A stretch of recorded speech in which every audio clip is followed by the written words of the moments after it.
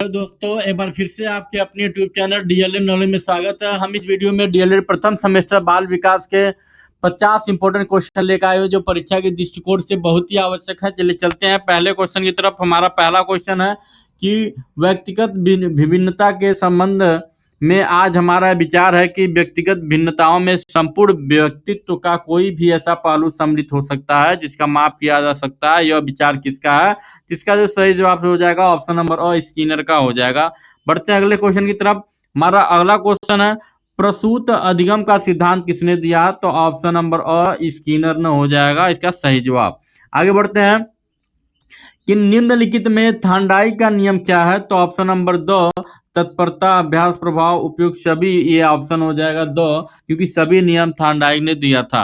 आगे बढ़ते हैं कि वाटसन ने संवेग बताए हैं। कितने संवेग बताए हैं? तो ऑप्शन नंबर अ हो जाएगा 3 संवेग बताए हैं। आगे बढ़ते हैं कि वाटसन ने कौन से संवेग बताए हैं?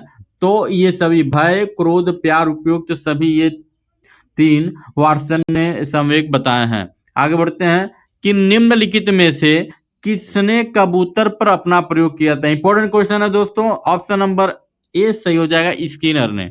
आगे बढ़ते हैं परिवर्तन श्रृंखला की वह अवस्था है जिसमें बालक भ्रूण अवस्था से लेकर प्रौढ़ावस्था तक गुजरता है, विकास कहा जाता है। यह कथन किसका है? तो ऑप्शन नंबर अ मुनरो का हो जाएगा सही जवाब। आगे बढ़ते हैं रुचि में निहित है। कौन निहित है? तो ऑप्शन नंबर अ अवधान निहित है। आगे बढ़ते हैं रुचि तथा अवधान के संबंध में सही मत है। तो ऑप्शन नंबर दो, ये सभी जो हैं इसके सही जवाब हो जाएंगे। आगे बढ़ते हैं कि निम्न में से अभिप्रेरणा के स्रोत क्या है? तो ये सभी बालक आवश्यकता उद्दीपन, इसलिए ऑप्शन नंबर दो इसका सही जवाब हो जाएगा।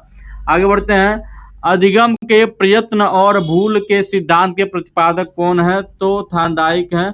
याद रखिए ये थांडाइक लिखा हुआ है, ऑप्शन नंबर अ सही हो जाएगा। आगे बढ़ते हैं कि अवधान में निहित है। तो ऑप्शन नंबर 100 रुचि निहित है। रुचि, अवधान में रुचि होना चाहिए।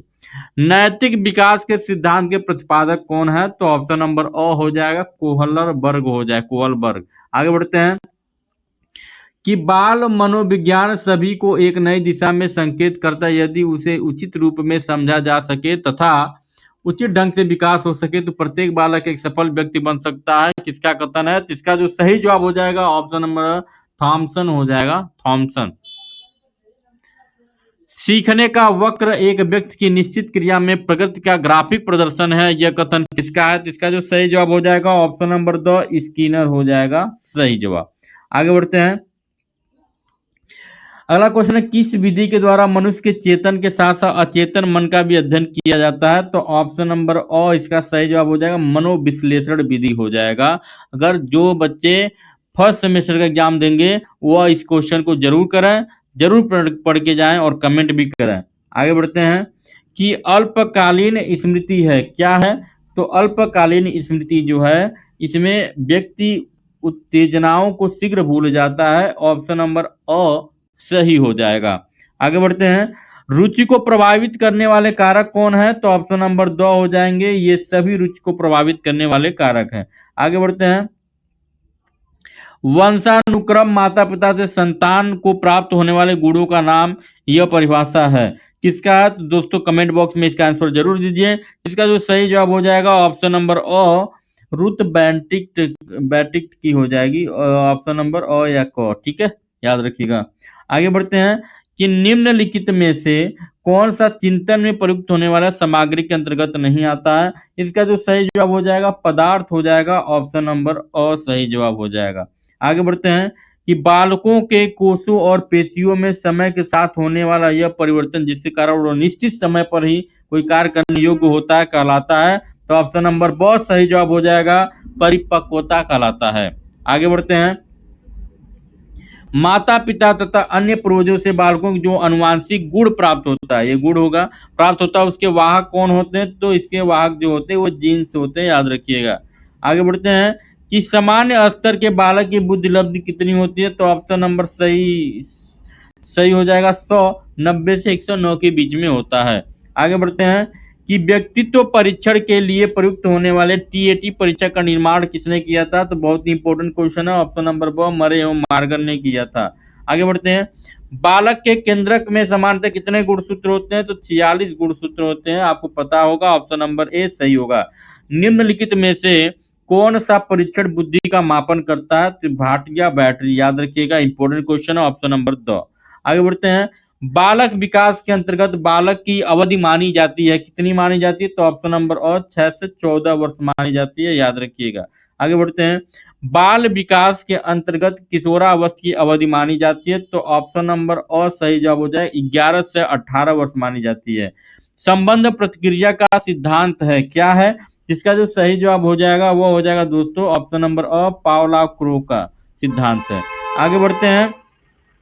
चिंपांजी पर आधारित सूझ का सिद्धांत को जानते हैं, कौन जानते हैं? तो ये सभी जानते हैं। ऑप्शन नंबर 2 सही हो जाएगा। आगे बढ़ते हैं कि थॉर्नडाइक ने अपना प्रयोग किस पे किया था? तो ऑप्शन नंबर और सही हो जाएगा, बिल्ली पर किया था, याद रखिएगा। आगे बढ़ते हैं। संज्ञानात्मक विकास को 3 भाग, क्रियात्मक अवस्था, प्रतिबिंबात्मक अवस्था तो संकेतात्मक अवस्था में विभाजित करने वाले मनोवैज्ञानिक कौन थे? तो इसका जो सही जवाब हो जाएगा ऑप्शन नंबर अ, ब्रूनर हो जाएंगे। आगे बढ़ते हैं कि वह स्तर जिसमें बच्चा अपने परिवेश की वस्तु में विभेद करना प्रारंभ करता है, यह स्तर क्या है? तो ऑप्शन नंबर ब हो जाएगा, पूर्व संक्रियात्मक अवस्था हो जाएगा। वह स्तर जिसमें बालक वस्तुएं पदार्थों के संबंध में चिंतन करना तथा तर्क करना प्रारंभ करता है, वह स्तर क्या है? तो ऑप्शन नंबर स हो जाएगा, मूर्त संक्रियात्मक अवस्था हो जाएगा। आगे बढ़ते हैं। निम्न में से किस मनोवैज्ञानिक ने भौतिक विकास को 4 अवस्थाओं में विभाजित किया है? तो ऑप्शन नंबर अ हो जाएगा, जीन पियाजे ने किया था। आगे बढ़ते हैं। थॉर्नडाइक ने अधिगम के कितने गौड़ नियम दिए हैं? तो ऑप्शन नंबर 100 5 गौड़ नियम दिए हैं। आगे बढ़ते हैं कि निम्नलिखित में से कौन सा अर्जित अभिप्रेरणा के अंतर्गत आता है? तो ऑप्शन नंबर 2 इसका सही जवाब हो जाएगा, प्रतिष्ठा। आगे बढ़ते हैं। सीखी गई सामग्री को पुनः स्मरण रखने की असफलता कहलाती है, तो ऑप्शन नंबर अ, विस्मरण कहलाता है। आगे बढ़ते हैं। एक सशक्त विद्यालय अपने शिक्षकों में निम्नलिखित योग्यता में से किसे सर्वाधिक बढ़ावा देगा? तो ऑप्शन नंबर 2 प्रतिस्पर्धात्मक अभिवृत्ति।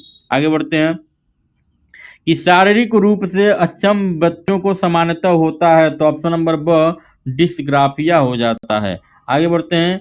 एक बच्चा जो ग्रस्त है शाह को वाल तथा न्यूक्लियर को अनक्लियर में अंतर नहीं कर पाता, तो किससे ग्रसित होगा? तो ऑप्शन नंबर और डिसलेक्सिया नामक रोग से। आगे बढ़ते हैं।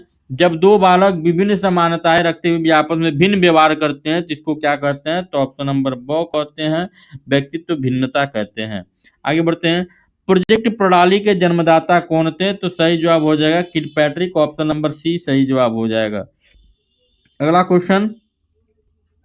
वह विधि जो व्यक्ति के गुणों का अनुमान लगाने के लिए प्रयुक्त होता है क्या कहलाता है? तो ऑप्शन नंबर ब कहलाता है। ऑप्शन नंबर ब हो जाएगा, मापन रेखा विधि कहलाता है, सही जवाब आ जाएगा। बाल विकास का प्रमुख आधार क्या है? तो ऑप्शन नंबर 100 और ब 100 तीनों मतलब दोनों होगा, तो इसलिए ऑप्शन नंबर 100 इसका सही जवाब हो जाएगा। आगे बढ़ते हैं कि वंशानुक्रम माता पिता के संतानों को प्राप्त होने वाले गुण, यह कथन किसका है? तो ऑप्शन नंबर अ हो जाएगा, रुथ बेंटिक्ट का हो जाएगा। आगे बढ़ते हैं कि बाल विकास की अवस्थाएं हैं, बाल विकास की कितनी अवस्थाएं हैं? तो ये सभी बाल विकास की अवस्थाएं, इसलिए ऑप्शन नंबर 2 सही हो जाएगा। आगे बढ़ते हैं। प्रतिभाशाली विद्यार्थी हैं, कौन है? तो वे बच्चे हैं जो अपने निर्णय पे आत्मनिर्भर होते हैं, ऑप्शन नंबर ब सही जवाब हो जाएगा। आगे बढ़ते हैं। आरटीआई 2009 भारत में कब लागू हुआ? बहुत ही इंपॉर्टेंट क्वेश्चन है दोस्तों, ऑप्शन नंबर 100 सही जवाब, 1 अप्रैल सन 2010 को लागू हुआ था। अगला क्वेश्चन है हमारा। जब बालक स्वयं परीक्षण करता है और नए कार्यों को अपने आधार पर सीखता है तो वह अधिगम की कौन सी विधि होती है? तो ऑप्शन नंबर 100 सही जवाब हो जाएगा, परीक्षण करके सीखना। वीडियो को लाइक शेयर कमेंट जरूर करें। आज का वीडियो यहीं पे समाप्त होता है, मिलता है अगले वीडियो में, तो तब तक के लिए नमस्कार, जय हिंद।